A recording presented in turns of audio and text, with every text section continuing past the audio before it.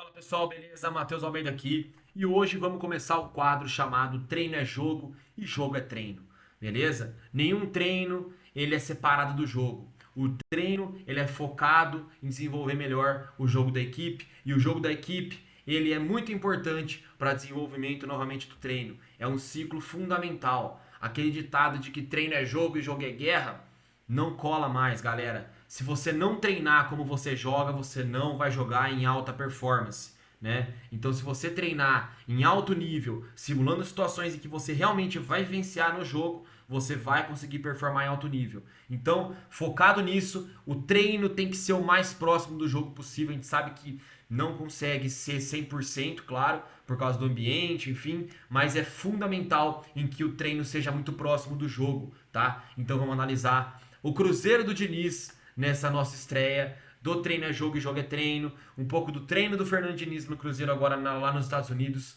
e o que eles já estão fazendo na FC Series, o que pode vir aí o Cruzeiro para esse ano. Bora! Como então que o Cruzeiro se organiza para poder atacar, né, após roubar a bola?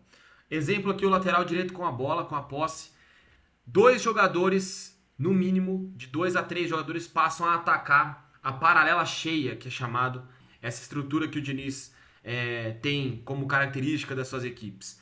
Os jogadores passam então a buscar se posicionar pisando praticamente na linha lateral, tá? De 2 a 3 jogadores buscam fazer esse movimento, ó, de dentro para fora lá, buscando a linha lateral praticamente, beleza? Esse movimento ele vai fazer o quê? Ele vai trazer jogadores adversários para essa área, tá? Ele pode, inclusive, trazer jogadores que estavam marcando eles aqui para perseguir e gerar um espaço no meio para alguém receber essa bola, tá? Num passe aqui no centro e progressão. Porém, sempre é importante que esses jogadores aqui da paralela cheia, eles tenham apoios frontais, tá? Então, aí que entra um pouco da característica do jogo do Diniz, né? Esses jogadores buscam sempre apoios frontais, tá? Ora o lateral tá com a bola nesse momento, e aí outros jogadores, inclusive do outro lado do campo, podem atravessar para vir fazer essa movimentação. Sempre é importante que ele tenha uma referência aqui para retirada e ataque à última linha adversária, tá? No Fluminense acontecia mais vezes a inversão do ponto oposto que vinha para esse lado fazer essa estrutura da paralela cheia, tá? Agora, no Cruzeiro, o que está acontecendo são jogadores mais, enfim, posicionados no meio para retirada, tá? Em algumas vezes o lateral ele faz esse passe, ele já corre, ataca, enfim, o fundo. Esses jogadores trocam de posição. E aí a gente tem aqui uma nova estrutura de paralela cheia, tá? Onde então o zagueiro vem construir, beleza? Tem um pivô, dois jogadores na paralela e um zagueiro construindo. Esses jogadores eles tocam e saem do lugar o tempo todo, mas sem perder essa estrutura de toque, devolve e quebra a linha. Por quê? Porque nessa estrutura eles vão buscar atrair a marcação, perfeito? No macro, no todo, eles vão atrair a marcação pro lado que está a bola, pro lado em que eles trazem volume de jogadores e vão liberar espaço no lado oposto. Aqui tem o balanço, obviamente, aqui da posse de bola, da compensação aqui desse espaço, tá? A gente tem jogadores que ficam aqui posicionados nessa área, beleza? Para poder, enfim, proteger o lado oposto, tá? Que ainda assim é um aspecto que o Diniz está desenvolvendo melhor, porque no Fluminense foi o grande calcanhar de Aquiles da equipe, o lado oposto, tá? E aqui a gente vê, por exemplo, que nesse movimento de toque, aproximação, toque, devolução, a gente atrai a marcação aqui nessa primeira linha, e aí o Cruzeiro faz a quebra desse passe aqui, tá? No Fluminense eles progrediam aqui mesmo, ou jogadas individuais, ou quebras tabelas aqui nessa área. No Cruzeiro, isso lá no Fluminense, né? No Cruzeiro o que está acontecendo é mais essa quebra e já a retirada para o lado oposto, para ataque ao lado oposto vazio do adversário, beleza? Através de passes e algumas inversões, mas principalmente através de passes, tabelas e jogo apoiado para poder inverter o lado. Bom, vamos lá. Treino do Cruzeiro. Aqui é uma primeira atividade. Em um dos treinos que o Cruzeiro fez lá nos Estados Unidos, enfim, na FC Series que está disputando, tá? Aqui a gente observa então um aspecto físico de sprint, então coordenação, sprint e agilidade, tá? E aí eles vão para um rondo 4-2, tá? Um bobinho 4-2, time azul faz a posse, time amarelo pressiona. E aqui alguns detalhes importantes, tá? Que a gente muitas vezes acha que o bobinho é só jogar a bola ali e deixa eles tocando bola. Não, tem que ter um olhar para alguns aspectos que para o jogo do Diniz são fundamentais, tá? Para o futebol já são importantes, para o jogo dele então importante mais ainda, tá? Que é justamente a posse de bola sob pressão em espaço curto. É importante entender o pé que se faz o passe, é importante entender a orientação corporal no momento de pressão. Por exemplo, aqui, esse passe, ele é feito aqui no pé próximo. Claro, a gente não pode negar o mérito da defesa aqui, dos dois jogadores defendendo, que fecharam muito bem o espaço. Mas era muito importante que esse jogador aqui do Cruzeiro, que recebe a bola, tivesse uma posição corporal mais vantajosa. Nesse exato momento aqui, ele está de frente pro Gabigol, certo? Esse jogador que está atrás da marcação. Então, ó, esse momento, ó, percebe que ele está de frente pro Gabigol. Se ele está com o corpo um pouco melhor posicionado, orientado mais aberto, né, em diagonal, para que ele tenha o Gabigol e a outra linha de passe, talvez esse jogador tivesse uma pressão diferente. Por quê? Porque ele teria duas opções de passe, tá? Então é importante que o jogador oriente seu corpo para já ter pelo menos duas opções de passe, né? Se a bola veio dali, você dá um de retorno ou você faz um passe de retirada, né? Então você tem opções de passe, tá? Para você poder, enfim, fazer a sua jogada mais rápido. A orientação corporal ela é importante para que o jogador faça a jogada mais rápido, tá? E também sem tirar o mérito da defesa. Aqui novamente, mais um domínio ruim, posição corporal é importante e a gente vai vendo que aos poucos os atletas já vão entrando na atividade, né? Principalmente atletas, enfim, com qualidade técnica bem avançada. A gente tem aqui uma estação onde eles estão fazendo algumas ativações de core e força, tá? Em mobilidade, beleza? Enquanto o outro grupo tá nos rondos aqui, né? Com o sprint e o conteúdo tático e técnico sendo aplicados. A gente observa aqui também que os jogadores já começaram a entender a dinâmica de atrair a marcação e aí quebrar a linha. Atrair a marcação e quebrar a linha, como a gente viu na prancheta. Ou seja, o Cruzeiro ele precisa disso. Então, esse conteúdo de atrai a pressão e quebra a linha, atrai a pressão e quebra a linha, em espaços bem curtos, é fundamental para a equipe do Cruzeiro, certo? Para isso, é muito importante que quem esteja pressionando no meio do bobinho seja muito intenso e feche de modo muito rápido e pressione de modo intenso com uma abordagem boa, também com posição corporal vantajosa para poder abordar, para fechar linhas de passe e ser intensos. Porque isso ajuda quem está com a bola ser mais rápido ainda, tomar mais cuidado com a orientação corporal, tentar jogar sempre a um toque para facilitar essas situações. E quem toca a bola também ajudar no domínio, né? Ajudar no domínio do seu colega, certo? Mas você vê que eles já conseguem pegar um pouco mais dessa dinâmica com o passar do treino. E dali, eles saem para um 6 contra 6 mais goleiros, tá? E aí, o detalhe importante, né? Uma estrutura que eles já vão coordenando e montando ali no treino, né? Então, por exemplo, jogador de frente, jogador tá de costas do pivô, sempre vem alguém de frente próximo. Isso é padrão. Por quê? Porque é um jogo muito apoiado. Se faltar gente, eles vão errar passe e aí vai ter que gerar um pós-perda, vai ter que gerar um retorno, né? E aí desgaste. Então, eles precisam estar sempre muito próximos, né? Então, o jogador de pivô, o Gabigol, por exemplo, aqui fez o pivô. O Fagner já veio de apoio frontal e ele já tocou e já trocou de posição, percebe? E aí aqui uma estrutura semelhante ao que a gente viu na prancheta já acontecendo, já no reduzido, perfeito? Um fixo aqui posicionado na origem da jogada, um pivô à frente, os jogadores à paralela e os apoios centrais. E o jogador aqui para retirada que é o Dudu, certo? Então sempre toca, recebe e retira, ou toca, recebe e quebra. Percebe que aqui eles já atraíram o time amarelo pro lado da bola, né? Então aí eles se retiram pro lado oposto. Vamos mostrar algumas situações de jogo que aconteceram isso. Queria mostrar esse detalhe. Essa situação aqui, logo depois da retirada do Dudu, que o jogador tá de pivô, né? Essa situação em jogo, vou ver se eu consigo até tirar daqui da frente aqui, ó. Essa situação é muito interessante porque acho que é o Christian aqui, né? Ele tá de pivô. Em jogos, e esse jogo, a regra era um toque na bola, tá? Era um jogo de um toque, depois virou jogo de 2 toques, pelo que eu consegui pegar desse vídeo lá da TV Cruzeiro. O Christian tá de pivô esperando aqui o quê? Uma chegada de alguém de frente, né? Um apoio frontal. Nesses treinos de 1, 2 toques, quando isso acontece, o problema na verdade não é apenas, pode ser de quem recebe, que não recebeu orientado, acabou ficando de pivô em uma situação desvantajosa, tá? Mas muitas vezes são dos apoios, né? Ali do espaço de ajuda mútua, né? Que a gente fala que é o espaço de ajuda a média distância, né? A curta e média distância, né? De quem tem a bola. Esses jogadores no espaço de ajuda, eles precisam estar ali rapidamente apoiando. Eles não podem demorar para fazer o apoio, porque senão vai prejudicar quem tem a bola.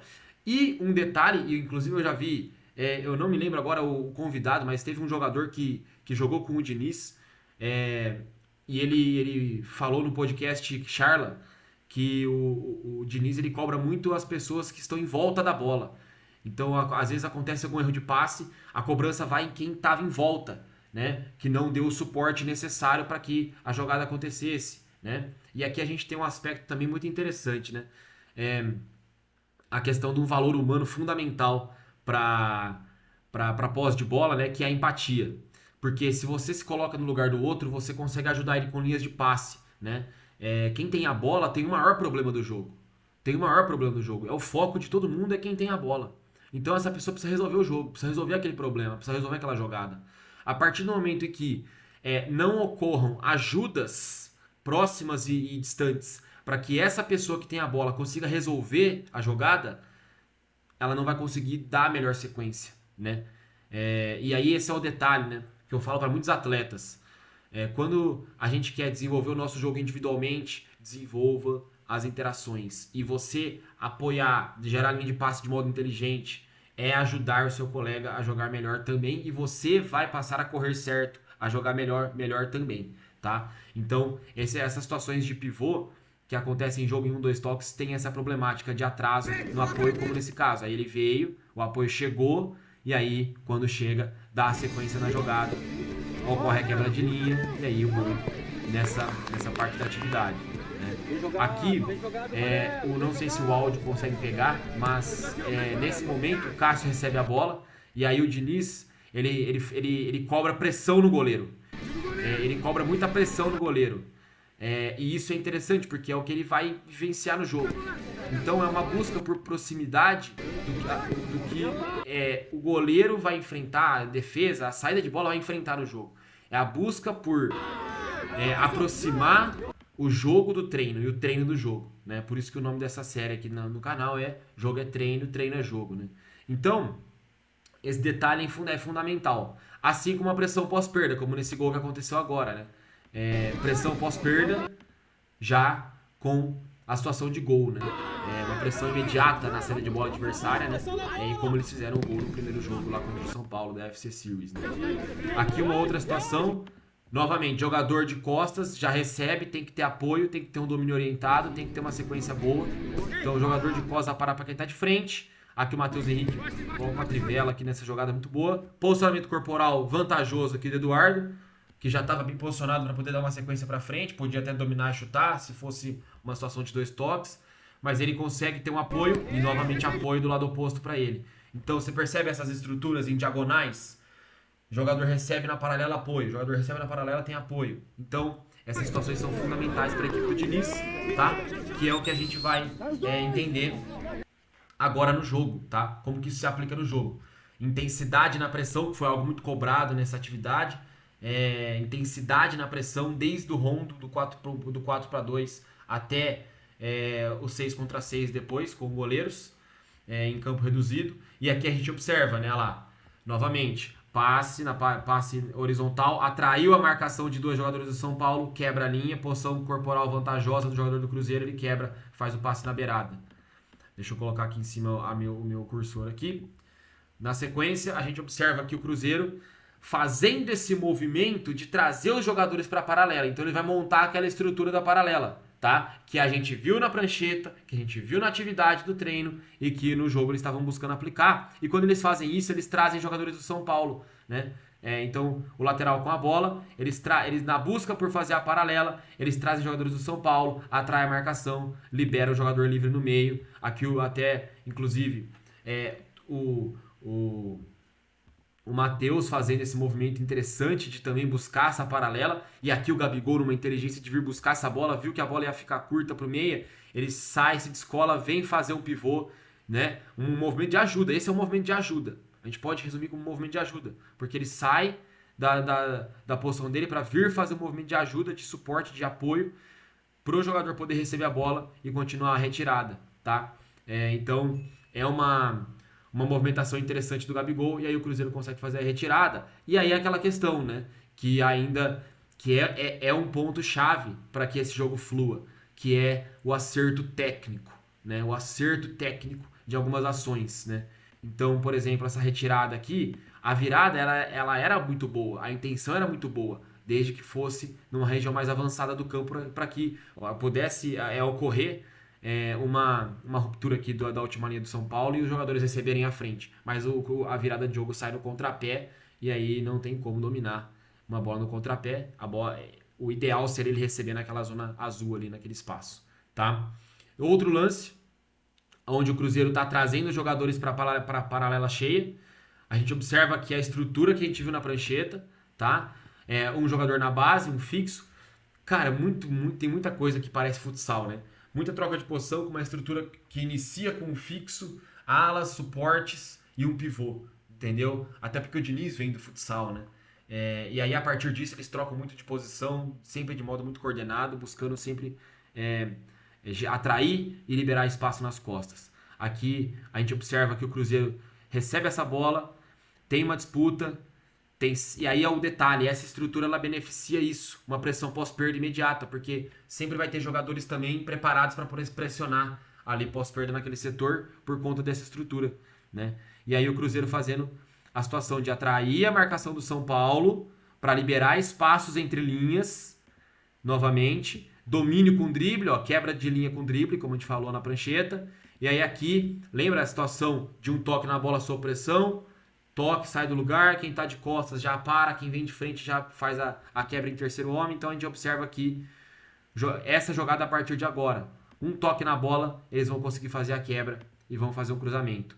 Nesse momento, a gente vê aqui o Matheus vindo fazer essa movimentação, trazendo a marcação do São Paulo, e é um indicador já para outro jogador desse setor atacar as costas. Então percebe que existem padrões no caos. Existem padrões nesse sistema caótico do Diniz, onde muita atração e ocupação de espaço gerado. Muita atração e ocupação de espaço gerado, seja com passe, seja sem bola, né? Então a gente observa aqui essa movimentação acontecendo, né? Ele observa a movimentação de atração da marcação do São Paulo e aí ele já consegue fazer o ataque às costas desse espaço, recebendo, né? E aí o Cruzeiro progride a um toque, né? E aí faz o cruzamento no setor livre. Então, e aí, enfim, novamente a questão técnica de execução.